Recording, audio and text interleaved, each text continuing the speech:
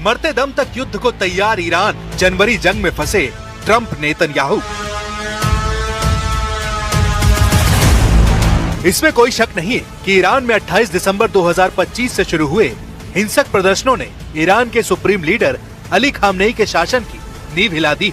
लेकिन यह भी सच है कि लगभग एक महीने से आंतरिक उठापटक और हिंसक प्रदर्शनों से जूझ रहे ईरान ने ईरान के अंदर मौजूद मोसाद और CIA के एजेंटों को काफी हद तक काबू कर लिया है। 37 साल के ईरान की सत्ता का केंद्र बने 86 साल के खामनेई ने भी साबित कर दिया कि ईरान और इजराइल जून 2025 जैसा अगर हमला ईरान पर करते हैं तो ईरान उन्हें भीषण नुकसान पहुंचा देगा। कुछ पश्चिमी देशों की खुफिया रिपोर्ट में दावा किया गया कि 14 जनवरी 2026 को जब ईरान पर अमेरिका बहुत बड़ा हमला करने वाला था, उस हमले से कुछ मिनट पहले इजराइल के PM नेतन्याहू और सऊदी अरब के प्रिंस सलमान कुछ ऐसे खुफिया इनपुट अमेरिका तक पहुंचा दिए, जिसके बाद ईरान पर बहुत बड़ा हमला करने की हिम्मत ट्रंप की टूट गई। अब खबर है कि चीन और रूस ने ईरान के साथ मिलकर ऐसा जाल बुन दिया था जिसकी भनक से ही नेतन्याहू और ट्रंप के पसीने छूट गए थे।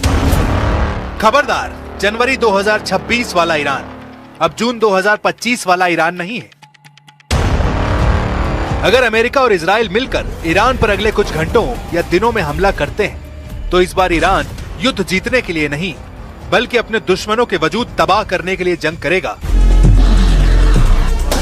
जो खबरें आ रही हैं, उसके मुताबिक सुप्रीम लीडर खामनेई और उनके कमांडरों ने जिस रफ्तार और तेजी से ईरान के अंदर और ईरान की सरहदों पर अपनी आक्रामकता दिखाई है, उससे ट्रंप और नेतन्याहू भौचक्के रह गए। در گذشته وقتی فتنه‌ای از این قبیل که خب داشتیم، فتنه‌های متعددی داشتیم، در کشور اتفاق می‌افتاد، غالباً مطبوعاتی‌های آمریکا، سیاسیون درجه دوم آمریکا یا کشورهای اروپایی دخالت می‌کردند.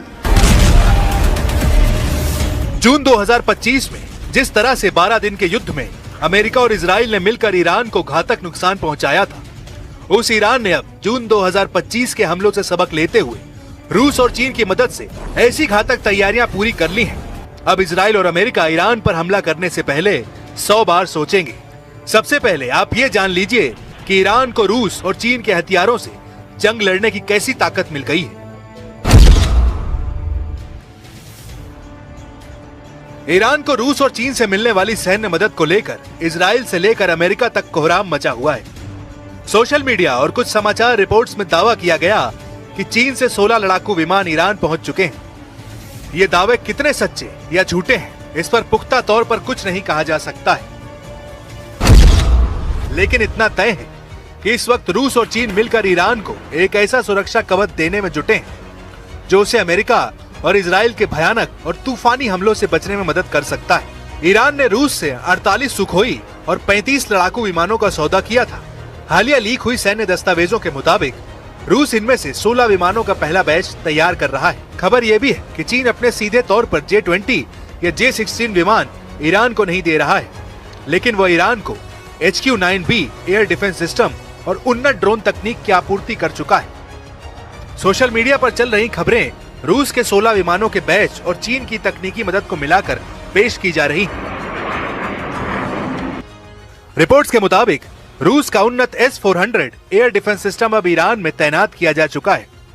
यह अमेरिका और इजराइल के लिए सबसे बड़ी चिंता है, क्योंकि उनके स्टील्थ विमानों को भी ट्रैक कर सकता है।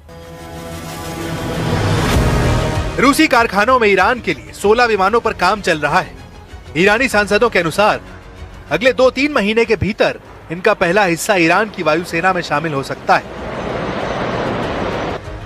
वहीं चीन ईरान के साथ सैटेलाइट डेटा साझा कर रहा है। इससे ईरान को इजरायली और अमेरिकी गतिविधियों पर नजर रखने में मदद मिल रही है। कुछ रिपोर्ट्स में यहां तक दावा किया गया रूस के राष्ट्रपति पुतिन और चीन के राष्ट्रपति शी जिनपिंग ने ईरान को इस बार जबरदस्त मदद करने का मन बना लिया है। 14 जनवरी को डरा था अमेरिका, नेतन्याहू पर ईरान का खौफ।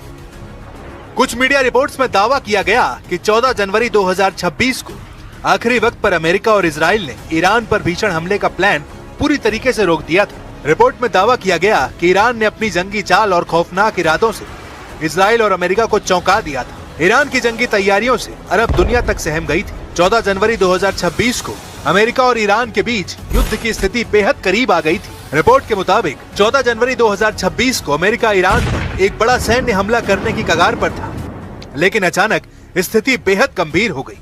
कतर में स्थित अमेरिकी एयरबेस अल उदैद और बहरीन से अमेरिकी नेवी की 5वीं फ्लीट को अलर्ट पर रखते हुए खाली कराना शुरू कर दिया गया था, जबकि ईरान को इस हमले का पूरा यकीन था, इसलिए उसने अपना एयर स्पेस को पूरी तरीके से बंद कर दिया था। रिपोर्ट में दावा किया गया कि अमेरिका के राष्ट्रपति ट्रंप को हमला करने से ठीक पहले ऐसे 2 फोन कॉल आए थे, जिसके बाद ट्रंप ने ईरान पर हमला तुरंत रोक दिया। मीडिया रिपोर्ट्स के दावों के मुताबिक ट्रंप ने 14 जनवरी 2026 को ईरान पर हमला आखिरी वक्त में क्यों टाल दिया, इसको लेकर कई दावे किए गए हैं। पहला दावा है बेंजामिन नेतन्याहू की ट्रंप को चेतावनी। नेतन्याहू ने ट्रंप से फोन पर बात की।